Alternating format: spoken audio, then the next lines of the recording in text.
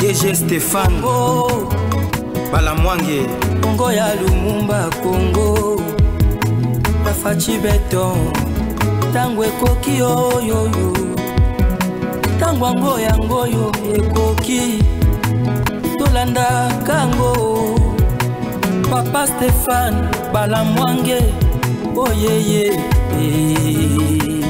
Match et Balou Kelly Corneille Nanga au niveau de Luanda en Angola interdit de retourner dans le milieu et base occupé par l'armée rwandaise. C'est ça la déclaration de Paul Kagame depuis Kigali, parce que Corneille Nanga a mal négocié la carte pour le compte du Rwanda, et Joseph Kabila aussi avait quand même mentionné quelques lignes, quelques paragraphes dans certaines revendications des M23 AFC, et nous comprenons maintenant que le responsable numéro 1 du M23 c'est Paul Kagame. Le responsable numéro 1 de l'AFC, c'est Joseph Kabila.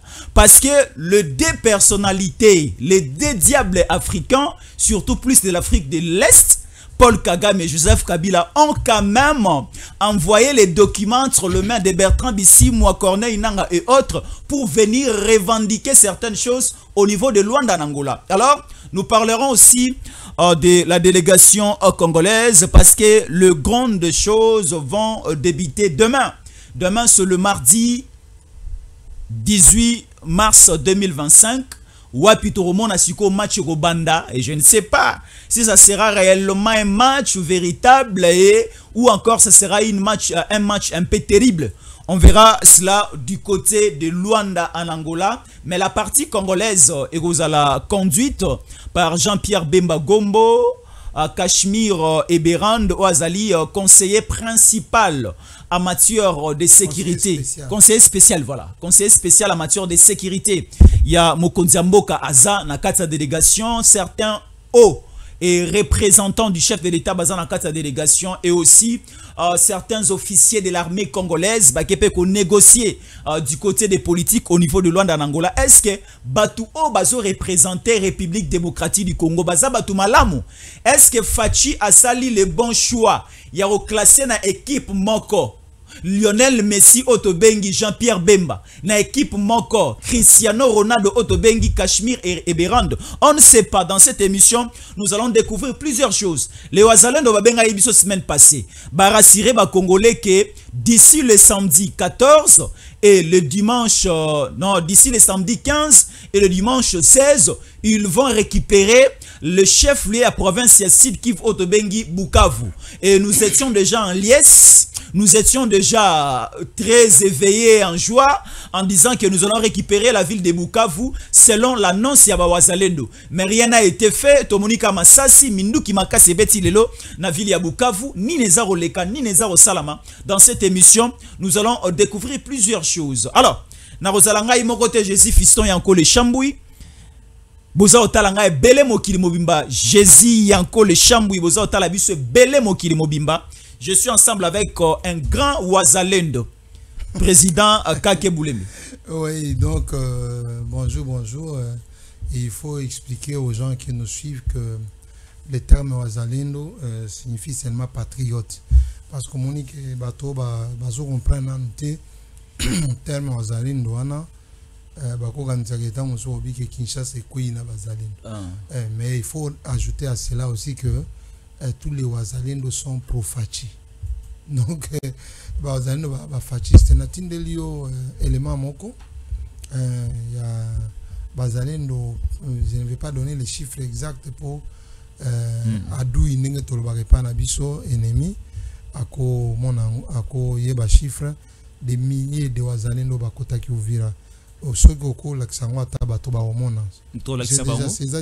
Mais namoni ba Wazalendo musu ba saisir ba RDF non? Oui, naza pe na image wana. Donc ba image ezali. Il faut dire que ba notable musu su bazawa musu ba loba ke ba union sacrée tozo yok. On moni soki eloko ozali na terrain te o pesa précision te que na ba milliers neti ba kazi ba wana musu bazaki na ba Nabandako, bon, je ne sais pas, Babima qui Nabandako, il y a notable Moussoussou. Oui. Donc, c'est très dangereux. Et puis, la ville de Bukavu, comme ici, j'ai appris la plainte à Bazalendo Mokobabi qu'il y avait eu une cotisation ici de 23 ou 25 millions de dollars, si je ne me trompe pas des chiffres. Les cas qui n'a RTNC, le ministre autant appelé Comboté, l'entreprise va cotiser pour soutenir l'action à Bazalendo, mais Bazalendo Bazuna en Tembongwana, ça décourage un peu. Et puis il faut dire que par rapport à l'entrée à Ville à Bukavu, il y a un message qui a découragé, et découragé, mais qui a mis une petite confusion. Autant Bobby que non, gouvernement, ils ont dialogué. Nalobi yo solobi awake bazali no balobi ke bakokota parce que masasi pe beti le loi boy to kopesa ba précision.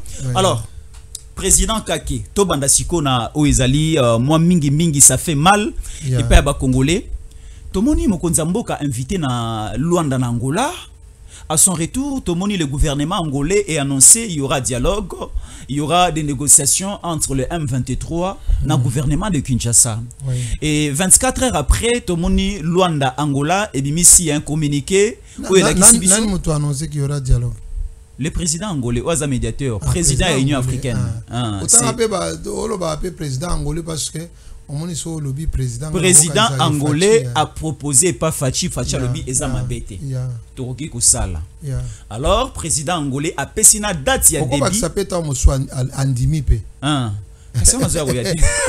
Parce que Balingala Ezama Bete. Joao Lorenzo. Qu'est-ce que Joao Lorenzo alobi nazui likanisi ya kovandisa yo Fachi na nanga bo solola, bon négocier. Alors, Fachi Alobi likambo ezate. Et Joao Lorenzo a pesina date au masolo et Kobanda. Andimi non? Joao Lorenzo a pesina date au masolo et Kobanda. Alobi c'est le mardi 18. Alors, ponako bandako bongisa masolo nenge ko salamela, président Tshisekedi a rozala sur place. Atindi ba représentant na ye oeza équipe d'avance. Équipe d'avance. Bangonde Bakozala. Bemba Kozala. Et Beranda Kozala. Azali, conseiller spécial en matière de sécurité. Na quelques officiers généraux pour le compte de l'armée. Barokutana Bananga. Alors, au départ, est-ce que casting au Mokonzambo Kasali, Yakozwa Bemba, il y a un conseil spécial en matière de sécurité. Il y a Kotina Bango et Berand. Va représenter la partie congolaise. Namasolo ou à Luanda Angola.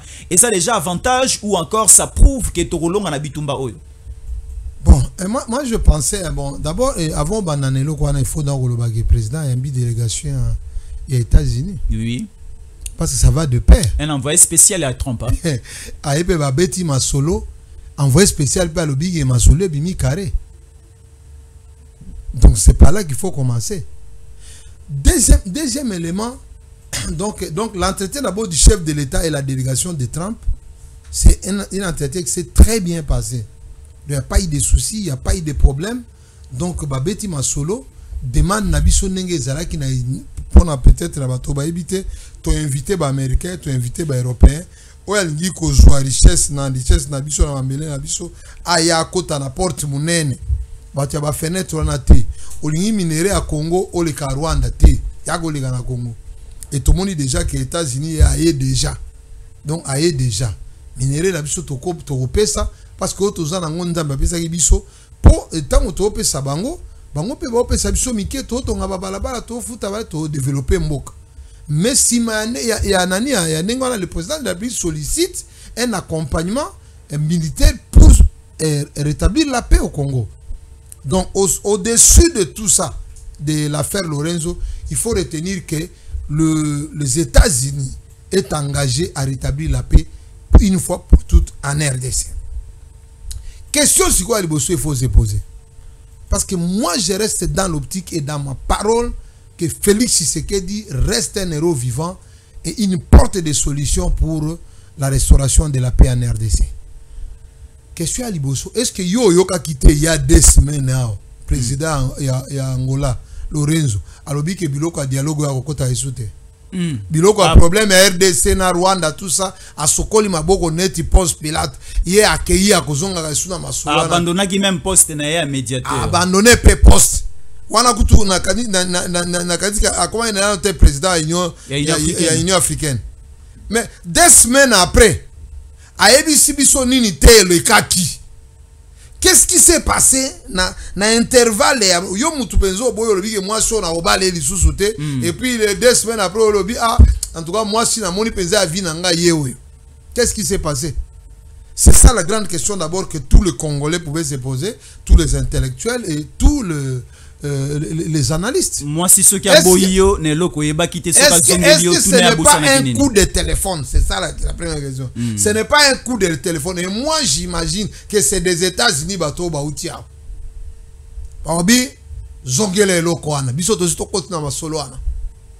Benga bango. Benga bango ba ko van.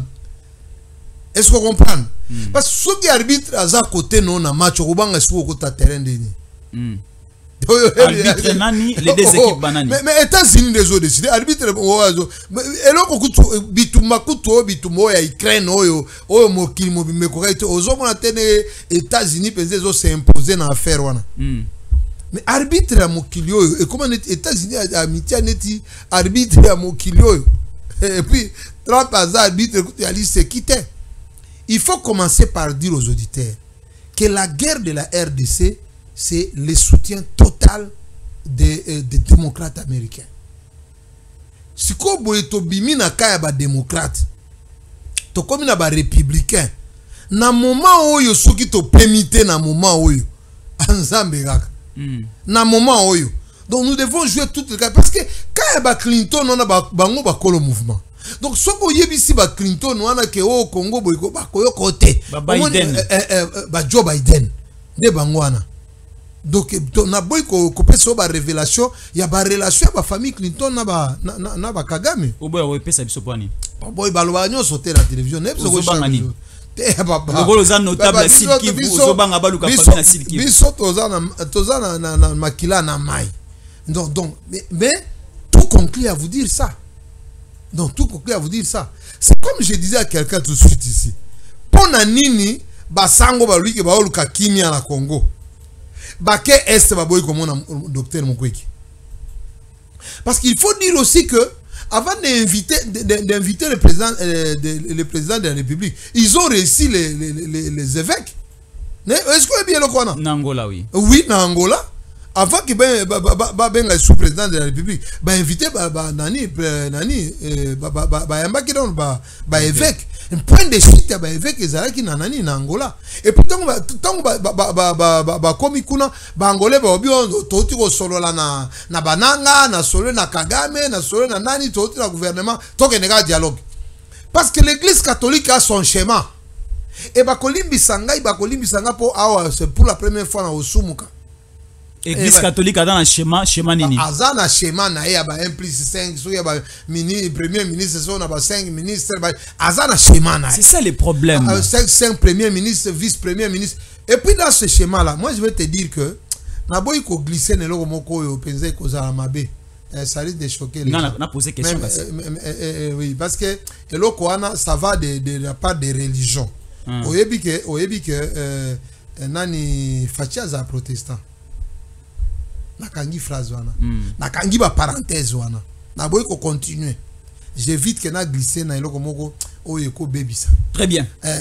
Alors question lobby ezani lobby ko poser question on a posé yo lobby logique il y a ba catholique il y a Senko et autres et ça logique il y a ba Sainte City il y a ba 1+4 non na komi na nute kuna oui nazo kende na question na ngai nazo kende na question ce n'est pas ça 1+4 ezalaki na schéma un chef de l'état moko na 4 vice-présidents bango baza na schéma ya premier ministre moko na 4 vice premier ministre vous comprendre mais maintenant le problème c'est que moi je te dis d'abord dans les grandes consultations sur le plan mondial au moins na Conseil des Nations Unies tant va se réunir l'unique autorité congolaise ba ebisaki aloba pour le problème il y a est ba projeté alobi en direct c'était Denis Mukwege et puis Denis Mukwege il a condamné la guerre du M23, a condamné la tuerie, a condamné le massacre, a condamné le viol. Mais il peut pas soupçonner Namambo Belé de il est des mèches avec Macron, des mèches avec François Hollande et autres. Mon frère, moi je te dis que cet homme-là, sa grandeur et sa taille lui permet de travailler avec tous les grands du monde. C'est parce qu'on ne le connaît pas très bien ici. Mais moi, la question seulement que moi je te pose, C'est la question que moi je te pose. Pourquoi le prélat catholique ne lui a pas rencontré? Parce que beaucoup de Goma, on est sur la zone peu Bukavu. Donc pourquoi ils l'ont pas rencontré? Parce que lui a demandé Yemutoasenga qui que nani oyo rapport mapping. Rapport mapping. Donc on a un rapport mapping on a commis que Congo a déjà plus de 700 massacres oyo kaka Lubanga. Parce que moi j'ai assisté dans un programme, moi, Kake Boulindia Kelimad, j'ai assisté dans un programme dans la salle du collège Al-Fajir où on a travaillé sur le tribunal du Congo. Vital Kamera Zagi Nakati. Ngana Lobako, tout constant, Moutama, Nyoso ya Lobako. Pour nous, au côté du tribunal du Congo. Le fait de ne pas mettre le tribunal du Congo, les gens qui sont coupables, qui ne sont pas condamnés. Bato Babomaka 1000, Babomi 300, Babomi 500, Bajijaka Bangote. Bato ba piller Bajijaka Bangote. Ça affaiblit le pouvoir politique congolais. Président Kaki. Ça signifie que le pouvoir congolais, on peut le chercher dans les sangs congolais. Le pouvoir congolais, on peut le chercher dans le pillage des ressources minières. Le pillage, on peut le chercher dans le pillage du carburant, du gaz méthane et autres choses. Et c'est ce qui nous affaiblit. Nous devons arriver à un certain moment. Gbitumba justice, etika kaka magistrat, on a ministre de la justice. Non. Le tribunal congolais, ça doit être installé. Parce que le tribunal, il y a génocide de Rwanda, va installer Kango, dans Arusha. Mais pourquoi chez nous, il n'y a pas de tribunal? Maintenant, tout le monde a compris que tu peux tuer, il y a un dialogue, il y a un ministère. Et moi, je n'ai jamais entendu l'église catholique condamner. Même maintenant, mais l'église catholique est condamnée. Alors, Papa, comment Kiao a condamné qui alors, président Kake, écoutez maintenant religieusement et répondez-nous bien. Alors, awa sikoyo makambo bandi tomoni bemba kei et beranda kei. Avant tout le banane nous dengue on a permettre pardon à kato parler. Il faut d'abord arriver à éclairer les auditeurs à savoir pourquoi le président Félix Tshisekedi a dit oui. Oui, à la négociation. Parce qu'il faut aussi essayer. Président Tshisekedi doit abandonner il faut te faire comprendre na ba Congolais quand nous parlons du terme négociation. Ezako kende ko yoka na ko kabula. Négocier c'est-à-dire tu as ko négocier yo zo ya yo ngape na zo ya ngai. Otikala na yo ngape na tikala na ngai. Lorsque nous allons négocier avec les M23 toki no sani to kabula biloko papa akufi mama akufi to tikali bana nana rozonda ka matete nana rozo o papa sombaki na Bruxelles nana rozo ya Bukavu nana rozo ya Goma toketo solo la nini to kabola ba bien nini na ba M23 o président Tshisekedi Ningo lobi est-ce il a accepté ou non? Oyebi na bando ndimate que président Tshisekedi azala génie na moni eza na cours moko il faut to bakisa na science politique to na éducation politique qui parle de tshisekedisme ou de fascisme. Donc ndenge to tanga ka histoire ba Lumumba il faut to tanga histoire ya Félix Tshisekedi to tanga bana biso batanga ngo na mona te mokolo M23 ekoyaka na piège neti lelo. Oyebi que Kylian Mbappé a kobeta bien na match ya Real. Okolongola était na 15 minutes à moins qu'il a boukana. Mais na fin un match okolongola. Asi a tie débit. Le temps résout beaucoup de problèmes. Na minute oyo, so le président Félix Aboyi dialogue ngana go sepelate. Mais je peux m'incliner parce que ngana epsa go ngana fasciste. Donc, si Fachi a eu une décision, mais je m'incline au moins. Parce que c'est un fasciste. Donc, mon frère, na minute oyo, le président Félix Tshisekedi a réussi à montrer au monde entier que guerre Tozaranango et Utarande na Rwanda. M23 aza mwana ya Rwanda. M23 aza mwana Rwanda. Débat wana confusion za susute donc le monde entier, monde mobimba, y compris na Kagame et moko, comme on dit ma. Batulanga ba hakuna mais za pona ko protéger mboka nanga. Et période Kabila yeba ite que c'est le Rwanda qui nous agresse. Période Kabila yeba kate. Na tuni kaka. Oyebaka oyoyebaka. Ngai période ya Mzee Laurent Désiré Kabila. Kabila le fils na lobaka yango te ya za Kabange, ya Kabila et Kabange. Kabila c'est le père. Alors les fils na kombo ya moto ozalaka na no ya famille na no na yo. Kabila no na ye za Kabange. Kabange wana pe nzambe na eska utaki. Mais Kabila c'est le père. Un fils a le droit du nom de son père. Donc quand moi je parle ici de Kabange, donc je parle de Joseph Youssouf. Donc quand je parle maintenant de Kabila, je parle de musée. Moi depuis Kabila na lobaka yango chaque jour, la guerre de l'AFDEL c'était une guerre d'agression. C'était une guerre d'occupation. Continuité na yango TM23. AFDEL le boti RCD boti CNDP et boti M23 1 23 2 et boti AFC. Et boti AFC. Donc et ça est le komoko. Les mêmes revendications et AFDEL, auto soit 300 km, auto soit boye, auto contrôler Nord Kivu, même revendication à Nanga. Maintenant, le président de la République a voulu d'abord faire comprendre à l'opinion internationale et nationale que Bitumbo to salaga, ezalaka pillage des ressources minières, ezalaka occupation, ezalaka ya mabele. Siko balat sakango quelques Congolais oyo balingaka bazwa pouvoir na banzela na bango oyo bakimi voix urne oyo biso vota na référendum balatsaka bango ango po baya ko bénéficier na quelques ministères ici en sacrifiant les 100 millions de Congolais. Si qu'on a minute oyo et comme minute ya vérité ce ko bima Kabila vanda gikimia ayeba ki atie pion na terrain mais ce ko pion le loi bibi polele Kabila comme loba Kagame alobi nga na kozwa sorte ya bato bakufi kuna parce que bato bakufi kuna c'est pays asia komi na Goma bondi mango yo nanga na Kabila na Moïse Katumbi bolo bakeboro waneza. J'ai même regretté bolimbisa ngai que Kabunda lo bato négocier na nanga. Non, Kabundi vient récemment ici de refuser hein. Aloba na interview ne na zanangwa. Ah ouais, psychologie à l'imisi tribune sika o boy catégoriquement de négocier. Bon, nga na zwa kyo ya liboso c'est depuis que ta échange ka bakam. Na minute oyo mukwa tombolo Fati béton. La seule chose oyo Fati akosala to kosenge pardon papa ndima dialogue. Pardon ndima dialogue. Yela biso kaka agenda. Ezate andi papo a décidé. Yela biso cahier de charge à M23. Ba dialogue secret té. O ba accord secret o bani Kabila bando sala to eko bango 2 ans après. Té. Ba loko ba himochi banana eska basiya na ba professeur université Congo bebité. Dialogue secret té. Benga bango na Angola baya na cahier de charge. Tola kisa Congo mobimba. Bota la biloko nanga kote la kibitomba. Congolais nyonso oyo aza na Kasumbalesa oyo aza na Dongo na Équateur oyo aza amona biloko oyo esala ke nanga akota bitumba ye na Kabila na Katumbi. La guerre de 3K Kabila Kagame Katumbi.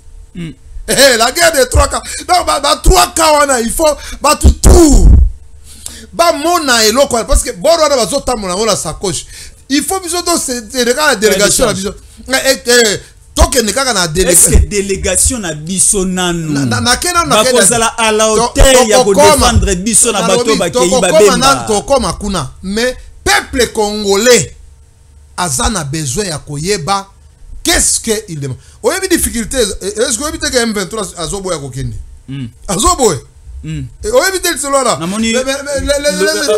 Laurence na bangwa aussi ko accepter ba sali accusé de réception ba osala lobby na Luanda. Mais pas ni babando boy. Parce que maintenant là la vérité va sortir au grand jour. Félix Tshisekedi alobi boy. Awa toza na dialogue ya Luanda. Ngana zo solo na Kagame. Totie mususu ya Nairobi. Kuna nde ba groupes armés bazali. Baninga baboy balobi kaka oto parce que en réalité ce qu'on ne dit pas aux Congolais, les groupes armés appelés à chose à Luanda, c'est pas seulement les M23 hein. Non et ça affaire ya Nairobi. Mais maintenant le problème c'est quoi? Même si ce qu'on nanga yo okoya ko senga biloko ya Rwanda te parce que Rwanda sana ya dialogue ya yo senga kaka ya yo donc nanga ya ko senga susu bo pesa ka namu ya mabele et aussi mbate nanga ko zo basuso botikela nga M23 koto okomi président nini Ça devient chaud dans la soutane commune, mon frère. Ça chauffe dans la soutane commune. Chacun cherche par où sortir. Donc parce que banda bitumba, na banda bitumba, Félix Sekedi a changé constitution papa. Guerre à M23 banda qui va débat ya changement constitution et comment noté. Ezaki na noté, ezaki toi avant élection nanga ya bisi Sekedi changer ka sibatala. Bon changer. Tika biloko na za biloko a peuple. Yo zela kaka Félix Sekedi a longa combat oyo. Bozongi suna constitution. Erreur. Papa, na lobby. Na lobby, biso tozo lobe la constitution te. Biso to ana besoin président ko sécuriser biso. Président ko ndima bazalendo. Et sili. Donc bino ko bandima ba position ya ba assassin, biso ba victime to ko sa position na biso te. Le pays ne vous appartient pas seul, mon frère. Biso nous avons besoin de sécurité. Si c'est Félix Sekedi qui peut nous donner cette sécurité-là, nous allons nous exprimer. Babylon ko bolingi ko sala ote. Papa, biso to sala pétition to signer 5 millions de personnes. To ti ango. Bon contredire ango. Nous avons besoin de la paix. La paix n'est pas encore solide. Félix Sekedi wapi. La paix n'est pas encore solide. Eh papa, c'est le peuple qui est né dans l'article 5 de la Constitution. Mais là, c'est quoi Luanda? Yo nanga. Vous reprochez quoi? Oh, mauvaise gouvernance. Mauvaise gouvernance. Créer parti politique na yo. Zéland en 2028 élection ezali. Yé ça va Congolais va voter yo. Mais aye ba que est nyos a ozata de voter. Aolukelango passe mususu. Na bate belé bazo otala ye na place indépendance. Na abomi combien? Mais bate balingé na Bukavu. Nani akolinga nanga balingé na Bukavu. Yo moko otolo ba masasi lele na tongo. Kasi nga lobi yo za muta Bukavu no. Obike nanga balingé na Bukavu. Papa, nani akolinga ye? Akima ki Bukavu. Osa journaliste c'est toute information 22h. Pour nani bimaka na moité. 22h na za na vidéo awo. Nanga koti bato 22h. Akimi babina na mtunde mai et tamusaka bato ma ibango kutu bakanga ki lake mai bato ko tamola na butute mais o etamola na butuka eza ya kokima ndako na ya kimi chaque jour babuma bango je dis bien chaque jour tobi manana na page wana. Alors awa toza na situation yo zolo ba site qui voit pas Bukavu yebisanga ville mususu yo ibina site ba ville te na bi katana bazui na bi aussi bazui katana eza aéroport bazui Kavumu bazui wapi lisusu oyebi Minova na Goma Walungu eza menacé Minova na Goma eza netobimi na Nord Kivu eza netobimi OK à 1 km frontière ya Nord Kivu na Sidio eza na Minova to kotia bango te. Donc, vous comprenez. Alors, si koyo nanga batunier, yoko que nous réclamer nini. Sauf il faut savoir que il y a Babylon comme sous ba faute oyo soko sali yango en droit pénal. Oko subir kaka sanction nango. Les crimes de génocide, les crimes de guerre, on répond sur ça. Mais comment négocier avec quelqu'un qui est déjà condamné à mort? C'est ça aussi la grande question, président Kake. On a continué. On a retiré les leçons.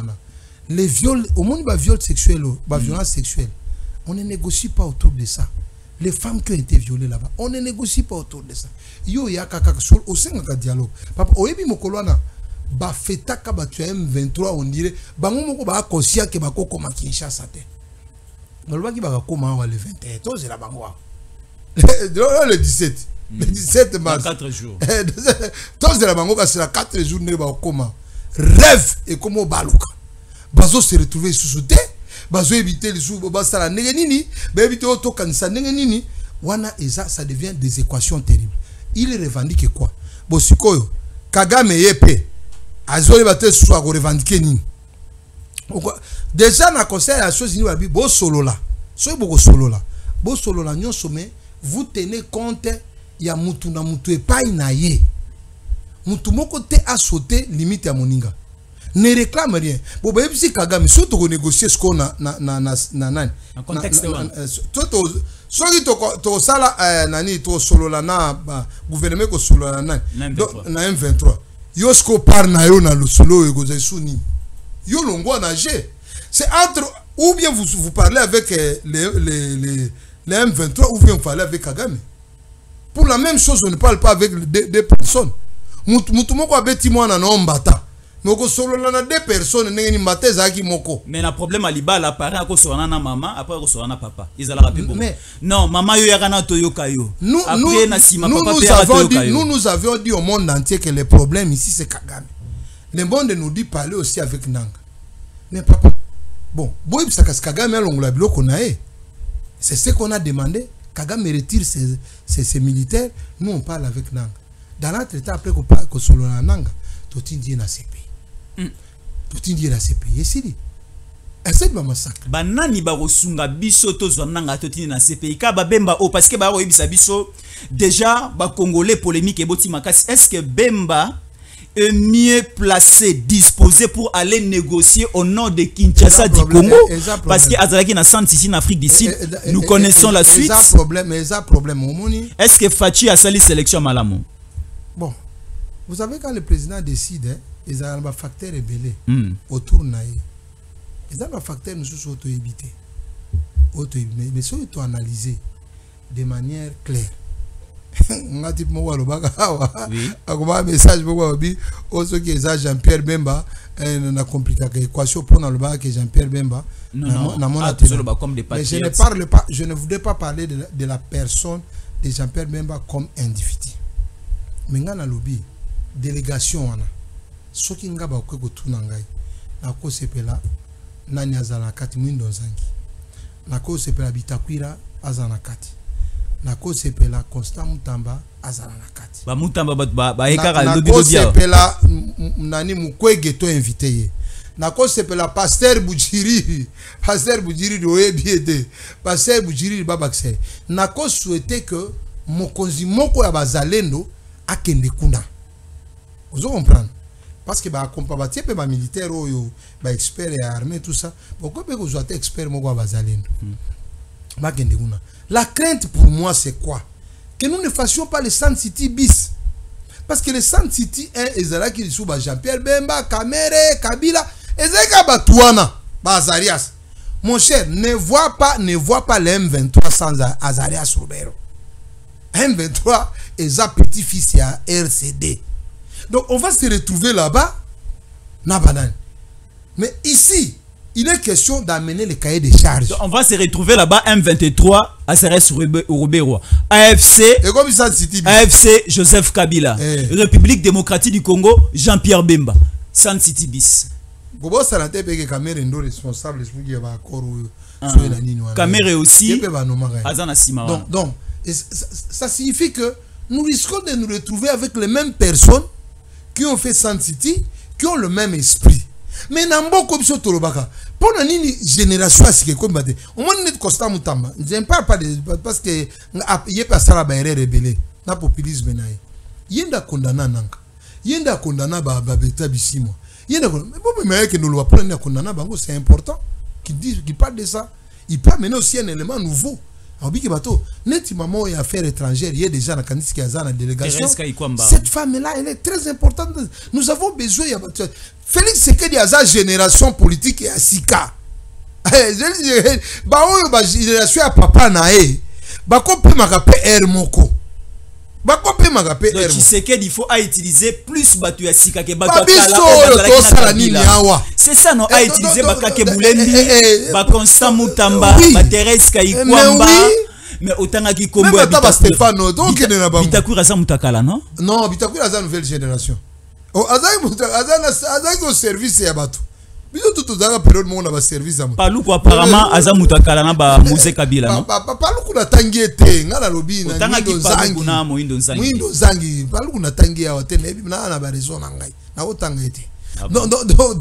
Donc ngana lobi que ezana génération oyo il faut et bando participer na biloko officiellement parce que ezana ba combo bango sui ba yoki ke combo yo yeye bango mo ba oza sérieux mais combo ya Bemba pesa ro bangisa parce que to remarqué tous ces derniers temps ba commentaire ba bando banga non écoutez to moni tous ces derniers temps ezala Rwanda ezala Uganda baza mal à l'aise ko mona Bemba ko yoka Bemba koloba. Même tout récemment ici Kabila vient de tweeter à Koloba que Bemba a été maudit par son père avant sa mort. Donc le lo Bemba c'est un élément gênant pour le Rwanda et l'Ouganda. Donc c'est bien bon, il y a aussi la sélection au Tinda Bemba kuna. Au moins depuis na Zoroba na linga otanga Kabila te. Tozolo makambo ya Congo. Oko sur la Congo te sans passer par Kabila. La démocratie au Congo c'est Kabila. Les élections au Congo c'est Kabila. Ozala à 2 fois candidat député national grâce à Kabila. Ngana lobi awa ngai tozo solo la makambo ya Congo. Oyebi ke muto asala accord o ya Raymond Chibanda wana. Eza Kabila. Bien sûr.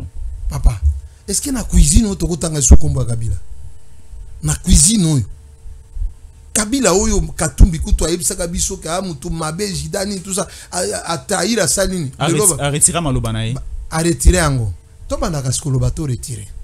Mais moi je te dis seulement que na mboko oyo ba condition na ba situation tozokende to solana makambo ya mboka to tika Kabila tranquille asali 6 ans na silence na ye siko yetangwa bandoloba biso pe totie na silence.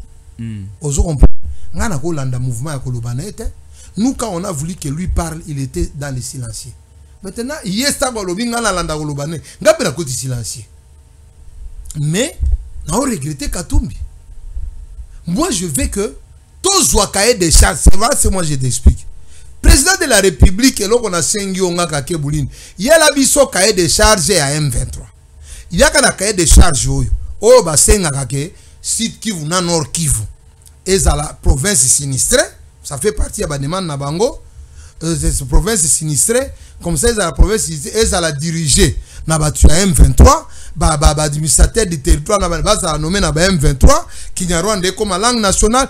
Il y a la biso cahier de charges wana tozui siko ba politicien oyo nanu ba non armé o bazo soutenir bango boke no dialoguer ba politicien nyonso wana to kangeli bango quelque part to bi bo étudier cahier de charge bo pesa ba recommandation et par chef de l'état to zui sikoyo parler du peuple to même cahier de charge parce que c'est solo à peuple babandi article 1 ba sengi boy peuple bolobi nini ba député ba réagir biso pe ba peuple tozo entouré parler du peuple. Deuxième demande que le président ne s'approprie pas ça. Président atika peuple eloba peuple papa okomona au moni kisaso eza 15 millions okomona 5 millions de personnes tant que na lecture ka tant ko ba ko tanga kage loko 5 millions de personnes okota na balabala 5 millions kinsaso ba mituka to ko kanga bulonyo zo kanga ba kota na balabala ko basiliki pona eza scandale quand il change la mango, c'est un scandale. L'unique dégât que peut commettre l'union sacrée, c'est de cacher au peuple congolais ce cahier de charge. C'est de cacher ce qui va salir yango, président de la République et papa Yabana, qu'on dit ma bêtise. Il faut rendre compte de la population. Rendre public biloko tout va sengi. Très bien. Comme ça, bato balobelaka M23. Baïba, nous avons affaire à quoi? Et nous avons affaire à qui? Batu ba sanza nanga ba sanza Kabila ba sanza o mususu nani Katumbi batu mususu ba Frank Jongo ba sanza bango tolo ba ke na Congo yo bino to signer pacte moko bokomi ba ennemi du peuple. Mais ba re-signer comment pendant que ba koloba ke Tshisekedi a pris les pays en otage asuka baninga na yelo kola bakake bulemi ache bango na ba fonction aza travailler na bango to segi Tshisekedi eloko moko kaka mi balete a continuer ko discuter so ba lobby dialogue andima so ba tant ka ba lobby ke cahier de charges biso ba lobby bo pesa biso ata une semaine to kozonga une semaine kaka oko baka RTC na poko tina salama eko tanga cahier de charges papa peuple beaucoup vivre ba film bo monate indépendance kuto ekosa indépendance c'est ça tous les 15 millions. Mais à quoi bon il y a aucun de collègues qui s'angonga na Luanda na Angola pendant que tu es déjà cahier de charge na peuple non peuple est bien ou bien tu es bien en 300 km yondo est bien et au nord yondo est bien en bas sur ba régie financière yondo est bien to la qui sa peuple eloko oyo Katumbi asenga kayango eloko Kabila so senga ngo eloko nani nanga zo senga ngo volonté ya Kagame yango yo tango Félix Abane obisa biso que nanga za kana volonté te nyoso za volonté ya Kagame banani ya opposition bazolo baketo solo na Kagame bango tu o nyoso alobi ke to solo na nani na Katumbi bobi voilà Fayulu alobi to solo na e voilà volonté na yango mutu nyoso akoloba ke to solo na bango to kotia yango na volonté na e to pesa pe Fayulu to yebisi Fayulu batikali Fayulu na nani kote na opposition Jean-Marc Kabunda Zawana Fayulu Azali nani mususu Adolphe Muzito Matata Ponyo tozu Dr Denis Mukwege to pesi bango to lobi ke bino pe boyebisa biso ke soki bolingi Congo est signé biloko parce que soki bo signé yango c'est la signature de la mort donc on a tué le peuple congolais donc cahier des charges on a makambo secret zate le pouvoir c'est le pouvoir du peuple pour le peuple. La République, c'est pour le peuple congolais. Est-ce que la démarche est à Kende Luanda na Angola, kozwa cahier des charges, kozwa masuki ça, ou bien ma Cambonion, c'est aussi la table de négociation sur place. Parce que Balobara Tshisekedi, c'est quelqu'un qui ne respecte pas les accords. Est-ce que Rokomate que a commis na Luanda à Sololi a respecté tes accords à Zoni Kinshasa et amplifié encore agression peu comme on a parti à sa République? Papa, accord oyo ezawana, mutu accord respecté en haut kaka. Soit aza étranger aza congolais, soit aza étranger aza rwandais, soit aza ennemi du peuple. Moto akondi ma accord wana eya balaksango peuple congolais. C'est l'occasion ya biso akokata likambo ya bitumbo eza kolakisa peuple congolais botala skoyo biloko oyo baninga basenga. Et les gars référendum. Tout ça a besoin de référendum te. Référendum est aux attentes, l'État ko lukambongo ko imprimer ba papier 7 jours kaka. Peuple nyonso mokili mobimbe ko mona ke Kinshasa chaque avenue na Kinshasa est plein, chaque route principale, chaque boulevard est plein. Et peuple nyonso lobby boya ko boma biso. Chaque province, chaque chef lié à Congo et ko za la plein ba ko baka boya ko boma biso. Est-ce que ebi ke Bukavu le leza journée ville morte? Bona. Évitez. Tout comme ici wana. Ça journée ville morte dans le communiqué ça. Tout na dossier wana. Donc yo comprendre kaka ke papa Félix ndima ko solo na bato wana po baela yo document koboya te amène-nous les papiers, nous on a besoin du cahier des charges. Mais pendant que tu as discuté bisomi balé sur les dialogues, sur les négociations en pluriel, mais on nous informe que du côté est, que ce soit dans le nord et dans le sud Kivu, la localité se continue à tomber entre le maire M23, armée rwandaise. Na Walikale na nord Kivu et du côté aussi à Sud Kivu dans certains territoires. Du côté à Sud Kivu c'est zéro. Du côté à nord Kivu il y a eu offensive bazo bunda. Omoni bazo bunda. Mais du côté à Sud Kivu c'est l'armée congolaise qui fait l'offensive. Na boy kokota na biloko ba secret militaire ba kokarangate. Les Bazalendo demandent l'autorisation de récupérer parce que Bazalendo baza ba fasciste. Si vous côté où paye, Fatia Talaka pe batunae. Yango moni kenga na soutenir qui fait président de la République nommé moi na secrétaire. Ba wazalendo ba senga ni autorisation ya ko attaquer Villa Bukavu. Mais qu'est-ce qui empêche? Omoni wana biloko et ça qu'on attaquer ma civile mais attaquer les étrangers, armée étrangère. Ou ça qu'on occuper illégalement. Na ça que OK, biloko bazalendo c'est très compliqué. Omoni bazalendo oui. Na esprit na bango balingo bangaka bakende Kigali. Donc il faut être aussi prudent quand on les gère. Parce que esprit na bango ba monaka ke bitumbo po esila. Il faut attendre ndambu ya Rwanda ezala na Congo. Or schéma ya ko attaquer Rwanda ezate. Bazana capacité parce que makasi. Oh. Papa, ce bagina capacité on a depuis que les si basala yango ça le quoi na kati ya libota batu ba uti libanda ba yeko agresser tata na bino pendant que vous avez la force vous allez réagir pendant que on nous agresse ba kotiti na aéroport na bango ya Kavumu ba ke katana ba ke usi esika ba minerai important ezali ba eti na chef lieu gouverneur Akimi Fokamai Kakimi Nesika Zalaki. Fokamai c'est un ministre provincial à Kimi ville ya Bukavu à ke Walungu. Pendant que Bazalendo lobi ke baza puissant baza sur place. Ozana maloba kasi. Les Bazalendo c'est une convention de notables sites kivusiens et les Bazalendo. ville à Bukavu a 2 millions d'habitants. Nous, on a dit qu'on ne peut pas faire le front dans la ville. On ne peut pas faire le front dans la ville de Bukavu. Tout zone en terrain. Tout bon. Depuis M23 ans à Bukavu, balobaka dans 48 heures, bakokotana bakoma Uvira. Pour nani apekisa bango bakende Uvira. Nani apekisa bango bakende Mwenga. Nani apekisa bango bakende Walikale. Et nani Bunyakiri. Nani apekisa bango. Bazo kufano neti bandindi. Moi ba avancer zate. Maintenant pour reprendre le front sur Bukavu, ça demande les orientations de Kinshasa. Et moi je te dis que Kinshasa collabore très bien avec les Wazalendo. Je t'informe. Nako cité au pays à Combo. Ba membre à cabinet ya mokonzi mboka bazaki na Uvira. Bazapela ba Combo na bango na ba photo na bango. Ba réunion Salimi. Le président a le contrôle du site qui vous mon frère. Il a le contrôle parce que boum na bango ezaki ba kende Tanganyika et puis ba évoluer qu'on est pas maman Fifi Masuka pour bazo là. OK. Oyo kité que plainte ya banani ya ba taxe bimi na Bukavu. Bimi na Bukavu. Parce que bazali susu na mbongo ata ya carburant te. Bazolu kasiko ba mbongo na mutu ya population. Parce qu'ils ne savent pas aller vers les carrés miniers. Ils ne savent pas aller vers parce que oyebi ke Uvira nde deuxième port ya Congo ezalaka. Siko bango siko bazo se retrouver te. Port ya Sud qui vaut bien à Congo. Il y a Congo. Après le port de Matadi. Oui. C'est le port de Boma. Uvira. À Uvira. Uvira. En termes d'importance. Vous comprenez. Maintenant, parce que retenez seulement que le site Kivu est relié par quatre pays. Donc, le site Kivu a le Rwanda, a la Tanzanie, a la Zambie et le Burundi. Ok. Lac Tanganyika a déjà 3 pays. Vous comprenez. Donc, biloko comme Kawane Kendagati, Kisangani, Banini, tout ça.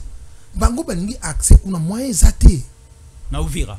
Moyen zate le lok tuna solo na bango na tombo bobi babo sana solo Uvira so bazana na plan musubagen. Batu ya Bunyakiri bango bobi kotoyo balala na bango pongi. Pour so ba meki kotoyo kusimbate. Eza lokwa na bota bana mapasa mibale loka musiko wana okoto bozate. Manyema batu ya Kindu. Batu ya Kindu bobi biso to kozela bitumba kotoyo te. Et to kozela te. Na Kindu pe wa Wazalendo bazalaka. Ebele. Bazalendo ba recruter plus de 2000 na Kindu. Naza na vidéo awa. Okoti yango ata na émission tango na ke. Donc siko ba kitisi batu. Kuna ça devient très difficile. Ba ko espérer kuna zote. Et loko tikeli bango kaka eza dialogue. Mais soyi bazalendo ba kitaka Bukavu déjà boye ba ke Goma parce que d'abord Bukavu peuvent récupérer ça. Bango siko bazonga ke dialogue nde sauver bango. Dialogue oya Luanda. Pour sauver bango pour avant Bukavu parce que va comprendre déjà que Bukavu est aussi battu. Site qui veut aussi battu.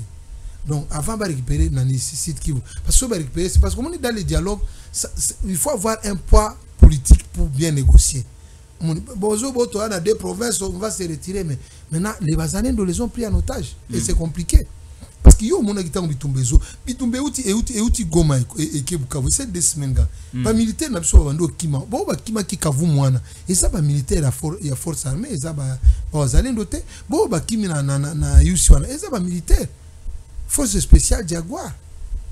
Donc c'est pas le Wazalendo na kima Wazalendo za lagite Wazalendo te zaina Wazalendo mo corrompu o ba bengana ke o ba uta Nord Kivu ba bengana ba bumi pe mokonzi ya Wazalendo muko oyo allié là. Donc on a comme des choses so lié mbongo babumio. Ça devient compliqué. Donc na minute espoir nous faisait pas fachi béton. Totozeli cahier de charge. Aïe le so cahier de charge. Comme ça ala kisaka kanani. Mais dans l'entretien délégation a tini kuna nzamba sunga bango. Toboy mototé parce que biso so président de la République Alobito s'est incliné. Mais moi je pense que bateau tout va ça. Est-ce que la politique est le rôle à l'église parce que vous appelez serviteur de Dieu na rappelé bandeko ba la biso. La politique est le rôle à l'église té pasteur Azaroté à biso so alléluia amen. Si Fachi est dans une mauvaise démarche, nous pouvons aussi ensemble dire non pour que Mokonzi Mboka azonga. Si Fachi aujourd'hui a cheli biso caméra a que nous négocier en Angola, tondi makaka pour Fachi lobi. Acheli biso bahati ake ne ko négocier na Angola photo ni maka parce que ça facha lobi kamere toko tanga bahati tika biloko pona ni yolo kamere ake ne na ko négocier na ba M23 na Angola baati te la nanga malembe Kamera za président baati kuta lobaka na été mwana malamu akende te mais Kamera la nanga baati atikala kokota prison te akende te Kamera nde akende soki mutu ya ndako ayebi soki ndako ezoswente awo ndimela yala la ndako yo sho yoka baati ya condamné Kagame. Alors tout ça là récemment ici hein. J'ai dit après nani Kamera koloba na Israël et bando zelanini toute cette période et bando zelanini et communauté forcée tant baba petit de personnes ko bazolo baté papa et communauté menace à koloba na bona lobby wana za koloba te papa ba médiatiser en presque partout wana za koloba te mon frère mais ton dimi quand même à lobby. Moi ce que j'ai dit au moins le président a continué pour piéger bato bazotinda mana président bakanzaka te que président atindi yo po aza cirque eza yo peut-être qu'il a vérifié que tout homme sous otikala na dynamique nae ata Jean-Pierre Bemba ba sala attention hein. Fachi c'est un génie akotinda yo mais ayebi que accord de cascade yo au solo au utaka pe na l'avantage avec Jean-Pierre Bemba c'est quoi Jean-Pierre Bemba na Kabila ba yo kanaka te ça peut nous profiter kolukate mariage à Jean-Pierre Bemba na Kabila ba wela mwasi oh même toi quand ça Jean-Pierre Bemba na CPI zanani muto bita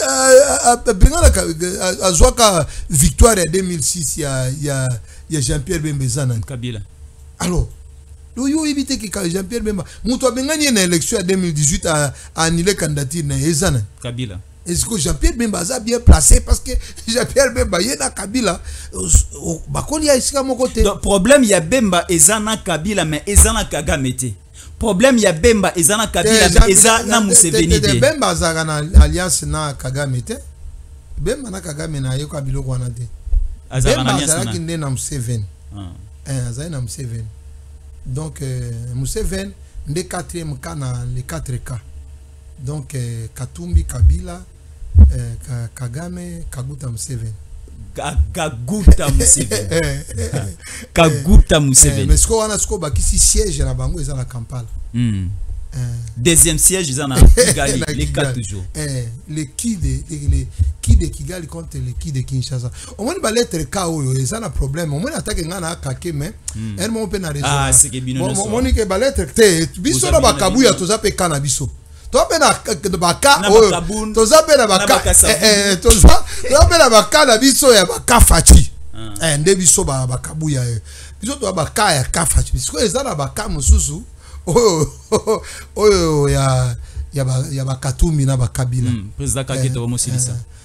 En tout cas awa ndeko na ngai na lobike nzamba lola asunga chef de l'état mikumbo fachi azomema eza ebele peuple congolais et comprendre que président Félix Tshisekedi bonimone pour na Congo soki na ebisi moto keleki lumumba ba ko atakenga natiki mena koloba ke eleki ya mzee Laurent Désiré Kabila pour lumumba senga indépendance awa fachi azo senga liberté Félix Tshisekedi nzamba pambola yo longa no kabitumba oyo longa no kabitumba oyo reste ça que on va salir réunion on et tout ça biso to sala biso pétition na to lo ba peuple ndesengi pétition na biso na to tia ngo na marché to bi to tika la tena insécurité bien merci to sengi pe bazalendo bakina ka pe ko sona kama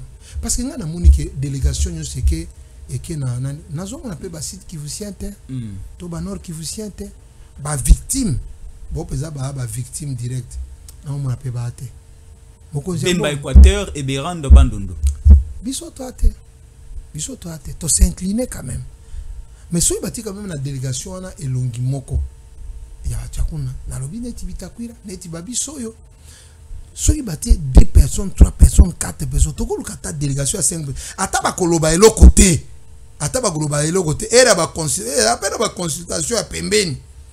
Tout ça, tango Zaria sa côté à moni bitakwira sa kuna. On a à côté c'est important pour orner. Mais koya kate ba ke kuna délégation délégation à 300 personnes.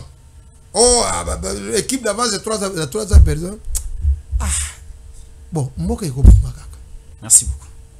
Merci beaucoup président Kake qui était notre invité spécial. Journée ville morte Bukavu to encourager société civile na peuple. Oui. Les lots classés na Bukavu izate, misale ezate, zanezate pour insécurité et l'équi. Et fouti biso na nini. Insécurité et l'équi, peuple bakomi mukanda ba FCM 23. Yo lobaki oyewa oyeko pesa biso kimia. Mais bando ozawa. Massa sebeta ka chaque nuit tozoko tana bandako na 17h. Confinement et si là est Covid, mais biso to bandi confinement ya présence à M23. Boko kokamboko oyote, botika Félix Tshisekedi na mboka nae. Très bien. Merci beaucoup. Merci beaucoup. Nous avons plusieurs images, vidéos à vous proposer, à vous lancer. Contactez-nous en privé à plus 243 81 57 20 388 pour bénéficier de toutes les images et vidéos au Wazalendo Suprême. À Kake, à Memelibiso, vous en aurez dans de très bonnes conditions. À tout à l'heure. DG Stéphane Balamwange Congo ya Lumumba Congo Tafachi Beton Tangwe koki yo Tangwango yango yo ekoki Tolanda kango Papa Stéphane Balamwange Oh yeah yeah